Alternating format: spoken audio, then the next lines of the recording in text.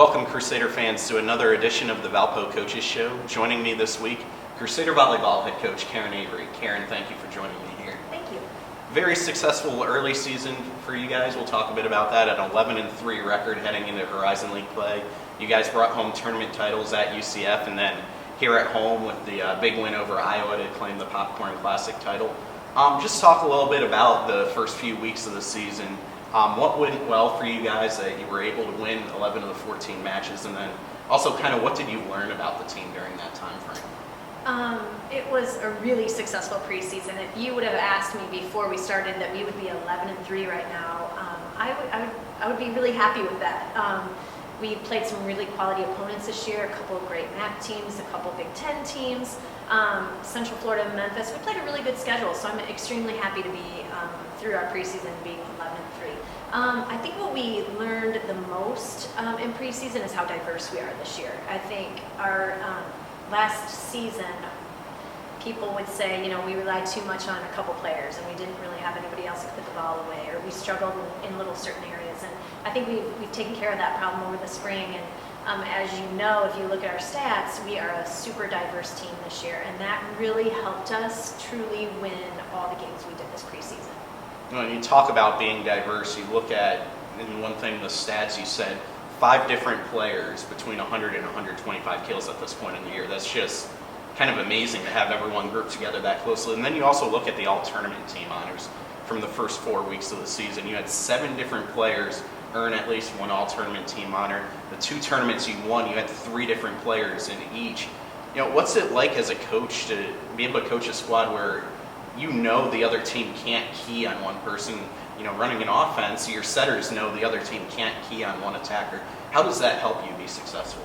Oh, it definitely helps us be successful. I think running a 6-2 in general, you've always got 3 hitters in the front row, and because we're so diverse and because so many players can step up at any given time, I think it's really hard to scout us. You can say, well, they have Ellen, Vandenberg, or Morgan Weil, and those are kind of their key players. But honestly, this year so far, when teams have kind of gone to Ellen, and taken Ellen out of the system, or Morgan, everybody else has kind of stepped up. So that again, I really truly believe that's why we're 11-3 this season, is because we've been so diverse. And if one person struggles, we've got a couple others that can kind of take over the reins for that person. And it's just been really fun to coach a team like that, because there's so many different things we can do. And like I said, I think our goal is to make our team as diverse as possible. So when we get in a conference play, we're keeping other programs on their heels a little bit when they scout us. On the flip side with that, do you get concerned at all maybe that if you don't have that one person, that go-to person that is going to get a kill? Not at all. Not at all. Because again, I think at any given day, like say, if one person's struggling, we truly do have other hitters that are picking up the slack for us. And so I think if you rely on one person way too much, it's easy to scout us. It's easy to say who the ball is going to go in that critical situation. And for us, when we've been in some critical situations, it's gone to several different people. So again, I just think we're a lot harder. It's harder for other teams this year to scout us, which is definitely in our favor. Let's talk a little bit about last weekend, maybe the most struggles you guys have had this year, and probably you look at the field, the quality of the field heading into the tournament. Obviously, we were 10-1, and then you had 2 undefeated teams in Buffalo and a top 15 Ohio State squad. Can you talk a little bit? I know you mentioned to me before about kind of the environment was a little rowdy at Buffalo when playing Buffalo Friday night, and then obviously when you're playing a top 15 team, it's always going to be a match where you have to be at your best to compete with them. Talk a little bit about how those kind of experiences can help this team down the road heading into Horizon League play. Right. I wouldn't say we struggled at all. I know you can say, well, we're 1-2, and you hadn't done that all year, but we had played again. We played a 10-0 team and a 10-0 or 11-0 team. So there's no struggle in that, and there's no shame in losing those games. And like you said, it only taught us some very good things. I thought, first of all, the Buffalo match, it definitely taught us to hang in there. It was great. I have never, and I've been coaching here for 12 years, and I've never played in an environment like that. Wasn't a huge crowd, but from point 1 to point 25 at the end, they were on us like you wouldn't believe. It was loud in there. They were very rude. But again, I think that's awesome. I think that's what Division I athletics is all about. Heckle away. I thought it was great. Now there's probably not an environment you could put us in that we won't be ready for after that. And also, I thought Buffalo did a really good job. Once the crowd was so into it. You know, every long rally, the crowd was on their feet and cheering, and they won every one of those big points. And honestly, their crowd was like the sixth man that day. So I give Buffalo a lot of credit. I thought they did a great job riding their crowd, and they got the crowd excited, and they kind of went with it. And that was truly our first loss that I really felt like we got beat by a better team that day. They really played really, really well in games 2, 3, and 4. So I thought we learned a lot out of that. And then Ohio State, obviously, they're the 13th ranked team in the country.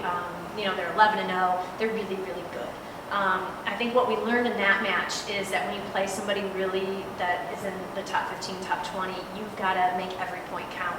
And in that first set, when it was going back and forth, we made 2 really silly plays, like easy plays that we usually take care of.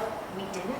And when you give a Big Ten team 2 points like that, you know, you're usually probably going to lose. And so we learned that every point truly does matter. So, like I said, great crowd on Buffalo. They're a very good team. They're a lot like a team that I think we would see in our conference. So that was great. And then obviously it's just super fun to play somebody, you know, the 13th ranked team in the country and in the Big Ten. So we learned a lot about ourselves in that too. Looking ahead now to Horizon League play, you know, no easy matches in the Horizon League, home or away. You've got to come every night ready to go.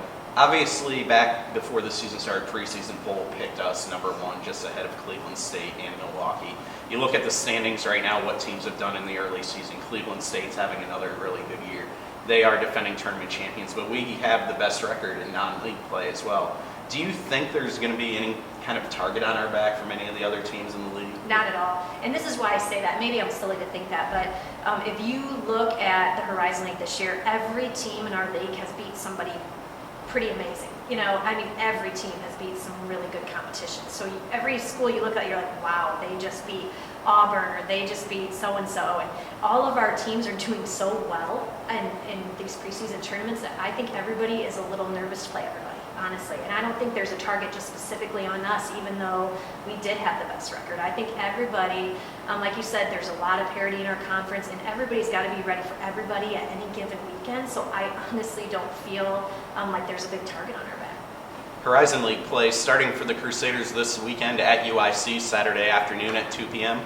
And then next weekend, the home portion of the league schedule starts. Crusaders hosting Green Bay at the Arc Friday evening at 7 p.m. And then Milwaukee comes the next afternoon for a 4 p.m. matchup against Valpo. Well, Carin, thank you for joining me this week on the Coaches Show, and good luck to you guys as you start Horizon League play. Thanks, we're excited. As always, you can follow the team on social media. Follow at VU_VB on Twitter. Like Valparaiso University Volleyball Team on Facebook. And for all your athletics news, follow at Valpo Athletics on Twitter and like Valpo Athletics on Facebook.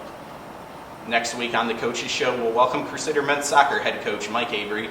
His team off to a good start this year as well, and they're about to continue Horizon League play. They start this weekend at Milwaukee at 7 p.m. after having played a game earlier in the year against Oakland, a tie up in Rochester. Until next time, I'm Aaron Leavitt. Go Crusaders.